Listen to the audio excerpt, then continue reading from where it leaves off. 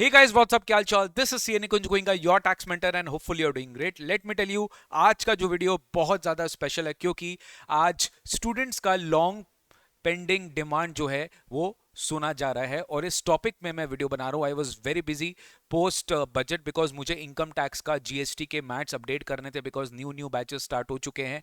I was busy in interaction with all the rankers, top scorers, plus मैं काफ़ी सारे student से बात कर रहा था जिनका रिजल्ट ज़रा पॉजिटिव नहीं हो और रिजल्ट के बाद आपको पता है थोड़ी सी प्रेशर होती है, न्यू बैच स्टार्ट होता है, अनाउंसमेंट करना पड़ता है और बहुत कुछ जो है चलता है. तो अपने जो है ना, वी आर एक्चुअली थिंकिंग कि इस वीडियो में बेटा अपने क्या बनाने वाले हैं. इस वीडियो में मैं आपको बताने वाला हूं जो कि अभी मार्केट में बोल रहा हूँ रूमर्स फैला हुआ है. ठीक है, बहुत सारे यूट्यूब चैनल में मैंने देखा कि इनकम टैक्स एक्ट स्क्रैप हो चुका है, इनकम टैक्स लॉ खत्म हो चुका है, डायरेक्ट टैक्स कोड 2025 आ चुका है. और मेरे को बहुत सारे स्टूडेंट्स ये बोलने लगे कि सर ये हमारे एग्जाम टर्म के लिए कब से एप्लीकेबल है, क्या इनकम टैक्स सिलेबस से हट गया है क्या, वगैरह वगैरह वगैरह. तो मैं सोचा चलो उनको जो रियल बात है, जो मेन बात है, क्योंकि देखिए आपको ना यूट्यूब में बहुत सारे तरह तरह के अगवाए मिलेंगे, एफआई मिलेंगे, फेक न्यूज़ मिलेंगे. आप लोग क्या है ना, बहुत, क्योंकि आप लोग है ना उस पर रिसर्च नहीं करते हो. आप लोग जो वो कोई भी बोलता है आप लोग उसका बात सुन लेते हो, जो भी हो. बहुत सारे यूट्यूबर्स वीडियोस बना रहे हैं, अलग अलग मोड में अपने प्लेटफॉर्म्स में डाल रहे हैं. मैं आपको रियलिटी बता रहा हूँ और अगर आपको उसमें कुछ भी गलत समझ में आए या फिर आपको कुछ भी लगे कि नहीं सर आप जो बोल रहे हैं ये ऐसा नहीं है, तो प्लीज़ कमेंट बॉक्स में कमेंट करके मेरे को रेक्टिफाई ज़रूर करना, क्योंकि मैंने इस पर सिग्निफिकेंटली बहुत रिसर्च किया है और बेस्ड ऑन माय रिसर्च ये मैं वीडियो आपको बना के दे रहा हूँ. ठीक है, आपको पूरा एक्चुअल बात जो एज ऑन डेट जिस दिन मैं वीडियो पोस्ट कर रहा हूँ उस दिन की बात मैं कर रहा हूँ. ऑब्वियसली उसके बाद चेंजेस आएंगे तो वो इस वीडियो में कवर्ड नहीं है. सबसे पहली बात ये समझो कि अल्टीमेटली फिनेंस बिल में क्या प्रपोजल हुआ. फिनेंस बजट वाले दिन union finance minister has announced that 6 months will be taken and government will review, CBDT will review the income tax law provisions and they will simplify the provisions of the act. They will eliminate all the provisions which are redundant. They will aim to reduce the litigations. They will provide tax certainty to the taxpayers. They will provide certainty to the taxpayers. यानी कि income tax law जो होगा simplify किया जाएगा और 6 months time में it will be done. तो सोचो अगर अगस्त से हम काउंट करें तो अगस्त, सितंबर, अक्टूबर, नवंबर, दिसंबर, जनवरी, लगभग आप सोच सकते हो फेब्रवरी वाला जो बजट आएगा 2025 में, ये एक बहुत बड़ा बजट होने वाला है from income tax stand point of view. अब जैसे वो अनाउंसमेंट हुआ उसके बाद तरह तरह के स्पेकुलेशन होने लगे कि डायरेक्ट टैक्स कोड आ गया है, इनकम टैक्स एक्ट अब स्क्रैप हो जाएगा, डीटीसी अब नया आएगा, डीटीसी 2025 पास हो चुका है, इनकम टैक्स एक्ट स्क्रैप हो चुका है. बेटा ये सब ऑफिशियली कुछ भी नहीं हुआ है. ठीक है ना, आप जो इनकम टैक्स एक्ट अभी पढ़ रहे हो, इनकम टैक्स आज भी जिंदा है. डायरेक्ट टैक्स कोड एक बिल आया था 2010 में, ध्यान से सुनना. डायरेक्ट टैक्स कोड जो एक बिल गवर्नमेंट ने प्रेजेंट किया था, एक ड्राफ्ट स्टेज पर ही था, उसके ऊपर कुछ फर्दर एक्शन नहीं ली गई थी. मैं उस कोड डीटीसी जो लेटेस्ट आया 2010 का उसके बारे में भी मैं बताऊंगा. इस वीडियो को लास्ट तक देखेगा, चैनल को सब्सक्राइब करे बिना मत जाना और शेयर करना क्योंकि इंफॉर्मेटिव वीडियो है. ठीक है, तो इनकम टैक्स एक्ट 1961 तो अभी चल ही रहा है. अब ये डायरेक्ट टैक्स कोड से हम कंपेयर क्यों कर रहे हैं, क्योंकि अब ये मार्केट में स्पेकुलेशन चल रहा है कि भैया ये जो डायरेक्ट टैक्स कोड है this will be replacing the income tax act 1961, क्योंकि 165th ईयर में जब 1961 का एक्ट आया था अगस्त में, 165th ईयर अभी कंप्लीट हुआ है 1860 से, क्योंकि income tax act was first introduced in India in 1860. तो यहाँ से आपका 165th ईयर कंप्लीट होता है और उस दिन भी हमारी union finance minister Nirmala Sitharaman ji ने इसके ऊपर कुछ बात कही थी और उन्होंने बोला कि 6 months में आपको इनकम टैक्स लॉ में सिग्निफिकेंट रिफॉर्म्स देखने को मिलेगा with a aim to reduce the litigation, with the aim to simplify the income tax laws and so that layman can also understand. कभी भी उन्होंने ये नहीं कहा कि इनकम टैक्स एक्ट स्क्रैप हो जाएगा या इनकम टैक्स एक्ट नया आएगा कि डायरेक्ट टैक्स कोड आएगा, ऐसा कहीं भी कुछ भी बोला नहीं जा रहा है. वो ऑब्वियसली एक स्पेकुलेशन मार्केट में चल रहा है कि नहीं डायरेक्ट टैक्स कोड तो प्रेजेंट किया वही है, डायरेक्ट टैक्स कोड के ही ये इनकम टैक्स एक्ट बना देंगे. ऐसा बिल्कुल भी नहीं है, जो मेरा व्यू है मैं आपको रीजंस के साथ भी बताऊंगा. अब इसमें सर होगा क्या ये बताइए. फर्स्ट ऑफ ऑल, हाँ, टाइमलाइंस के हिसाब से एक्सपेक्टेशन है कि फेब्रवरी 25 के बजट में 2025-26 यानी ये जो बजट होगा ये 25-26 ईयर के लिए, फाइनेंशियल ईयर के लिए एप्लीकेबल होगा। तो डेफिनेटली ये बजट में कुछ सिग्निफिकेंट रिफॉर्म्स अपने को इनकम टैक्स में मिलेगा। But will it scrap the income tax act? Question is still unanswered. ये पता नहीं क्या होने वाला है।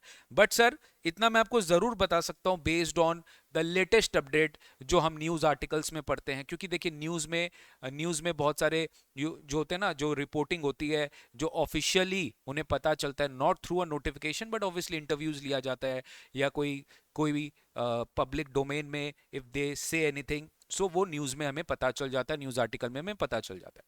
तो डायरेक्ट टैक्स कोड के बारे में अगर मैं आपको बताऊं कि डीटीसी और इनकम टैक्स एक्ट के हिसाब से सर, मेरा जो ओपिनियन है, जो मेरा व्यू है, इनकम टैक्स एक्ट स्क्रैप नहीं होगा, डायरेक्ट टैक्स कोड भी नहीं आएगा, बट डायरेक्ट टैक्स कोड में जो चेंजेस प्रपोज थे वो डेफिनेटली इनकम टैक्स एक्ट में आ जाएगा। यानी ये मेरा व्यू है कि डीटीसी एक नया पूरा कोड आएगा और आईटी एक्ट पूरा हटा देगा, कि डीटीसी में जो चेंजेस है वो इनकम टैक्स एक्ट में कर दिया जाएगा।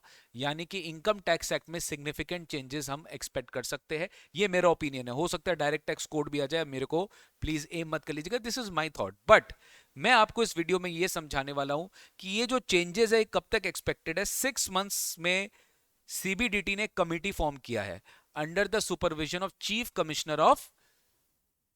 Commissioner of income tax doctor VK Gupta.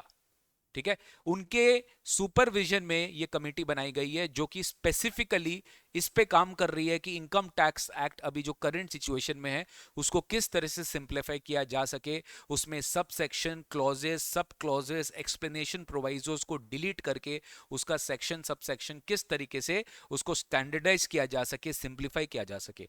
हो सकता है कि नया इनकम टैक्स एक्ट आ जाए, कोई बड़ी बात नहीं है। हो सकता है कि गवर्नमेंट डायरेक्ट टैक्स कोड ले आए।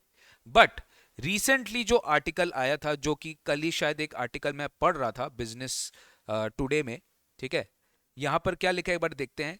CBDT forms committee to review income tax act will eliminate sunset clauses. Sunset clauses मतलब कि एक पर्टिकुलर डेट के बाद वो प्रोविजन एप्लीकेबल नहीं होगा, तो वो प्रोविजन कोई गवर्नमेंट क्या करेगा, डिलीट कर देगा। ठीक है ना।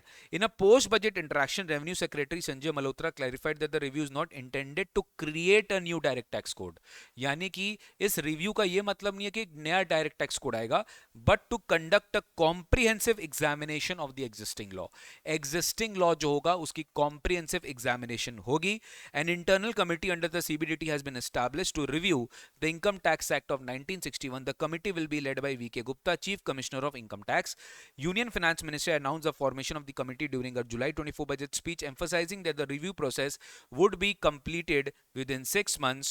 The primary goal is to simplify the act, making it more concise, clear, and easier to understand, which is expected to reduce the dispute and litigation and provide greater tax certainty for the taxpayers. Internal committee main focus will be on eliminating the outdated clauses and incorporating the best global practices to enhance the compliance. An official shared that the committee is currently reviewing the relevance of the specific sections and preparing a draft for the consultation, which will later be opened for stakeholder feedback. एक draft बनाया जा रहा है, वो stake holder feedback के लिए definitely open किया जाएगा। And revenue secretary clarified that the review is not intended to create a new DTC. अभी आपको अलग अलग जगह बताया जा रहा है डीटीसी 25, डीसीटी 24, ये मैंने आपको लेटेस्ट अपडेट दिया जो कि अभी कल की आर्टिकल है। But to conduct a comprehensive examination of the existing law, यानी कि सर जो एग्जिस्टिंग लॉ है उसी में कुछ रिफॉर्म्स किए जाएंगे, सिग्निफिकेंट चेंजेस किया जाएगा, ड्राफ्टिंग चेंजेस किया जाएगा। बट नया डायरेक्ट टैक्स कोड की पॉसिबिलिटी कम लग रही है। मैं इस चीज को नकार नहीं रहा हूं कि नहीं आएगा, बट कंपैरेटिवली अगर वेइंग करें तो न्यू डीटीसी एकदम आना और इनकम टैक्स एक्ट को स्क्रैप करना, इसकी पॉसिबिलिटी बहुत कम लग रही है। अब सर आप ये जेन्युइनली सोच रहे होंगे कि सर ये हमारे एग्जाम्स पे क्या इम्पैक्ट करेगा। देखो, अगर ये आपके बजट 2025 में आता है तो ये आपके मई 2026 टर्म से एप्लीकेबल हो जाएगा। अगर ये फाइनेंस एक्ट 25 आपका टाइमली पास हो जाता है और उसमें इनकम टैक्स एक्ट में जो सिग्निफिकेंट चेंजेस आते हैं वो मई 26 टर्म से एप्लीकेबल होगा। यानी कि जो भी स्टूडेंट्स का एग्जाम 2025 में, आप बिल्कुल भी इसमें टेंशन मत लीजिए, बिकॉज आपके लिए फाइनेंस एक्ट 24 ही एप्लीकेबल होगा, जो कि अभी तक कोई चेंजेस इनकम टैक्स एक्ट में from DTC point of view नहीं आया।